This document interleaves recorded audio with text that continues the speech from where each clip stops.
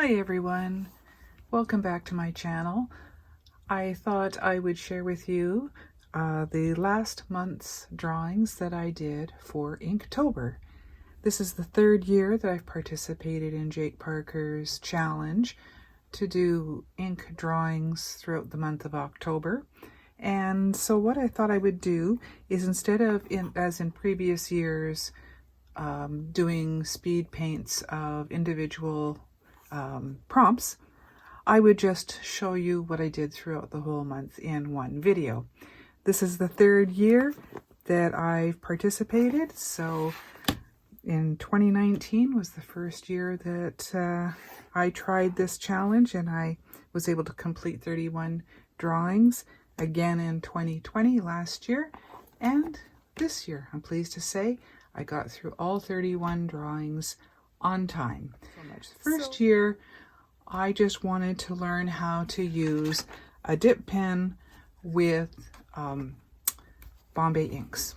So if you've been on my channel before, you've seen many of my drawings that I did that year, so that I was developing my style just using the dip pens. So just, you know, a quick run through of a few of the drawings that I accomplished that very first year. And I had so much fun that I also participate in Inktober throughout the year, and it's called Inktober 52. So like I said, this was the first year, basically all just ink drawings, sometimes just monochrome and sometimes with the colored inks. So that was 2019, first year. In 2020, last year, I decided to do a theme, and this time I used Copic Markers and did all the prompts relating somehow to pumpkins. So again, if you were, if you've been on my channel, you've seen, you know, that I did all of these different pumpkin prompts throughout last October. So that was a lot of fun. It was a lot more challenging to try to find a response to some of the prompts. Some of them were kind of difficult to do. So this year I thought I would take it a little bit easier on myself and not have such a restrictive type of theme. This year I thought I would do watercolor washes and ink outlines. And because I'm doing a lot more watercoloring, if you've seen my previous World Watercolour Month video, I'll post a link in the description box if you'd like to check that one out after this. That's my most recent challenge that I did back in July.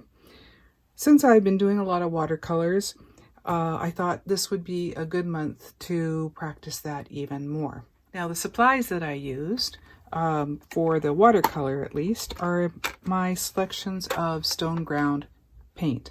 And Stoneground Paints are a company in Saskatchewan, which is the province just west of where I live in Manitoba. And you can buy these paints individually in these half pans. So I put this palette together of my favorite colors with basically the basic palette on the first two rows, all my earth tones on the third row, and this fourth row is something new that they have. These are like their pearls or iridescent colors, and they're just beautiful. So you'll see that I use those a few times in the prompts this month as well. So that was great to use that, and instead of using dip pens, I ended up using markers.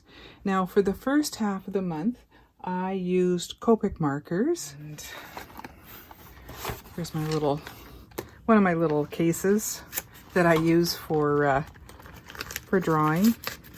So I have these multi-liners that I use, and I use these for about the first half of the month. I have a 0.3 and a 0.5. I don't think I used the 0.7 at all. That was pretty thick.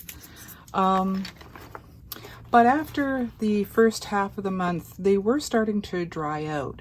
And even though I had refills, and that's what's nice about these multi-liners, is they are refillable. They are refillable with these that you can get on Amazon or at art stores. I just get them from Amazon.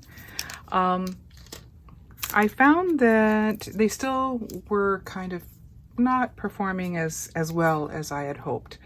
So I wanted to try microns because I hadn't tried these yet. So I also went on Amazon and got myself a set of, I think it's their comic set, which has a variety of sizes. So for the challenges this month, I used the 01 and the 05 microns. And I must say, I really love these.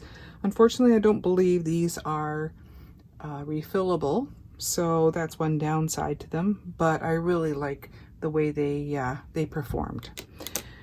So those are the tools that I used for this month. So as usual, as you could see, I used the same Be Creative book that I've used in the past. I've got a few of these. When I purchased them a couple of years ago, I made sure that I got a few of them so that I could use them from year to year. And these are great. I believe they're 300 GSM. So they handle watercolor pretty well.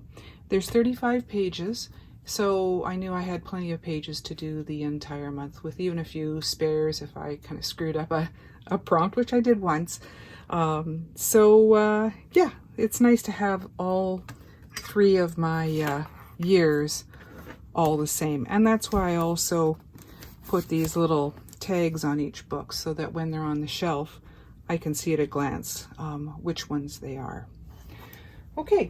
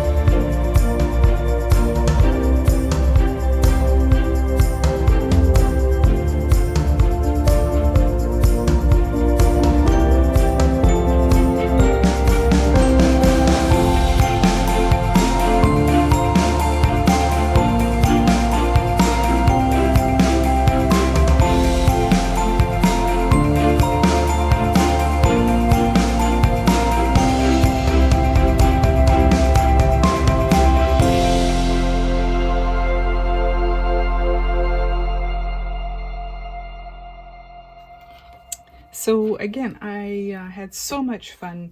This was my third year, and I'm so happy that I was able to complete it again for the third year in a row. My next Inktober work will be continuing with Inktober 52 for this year.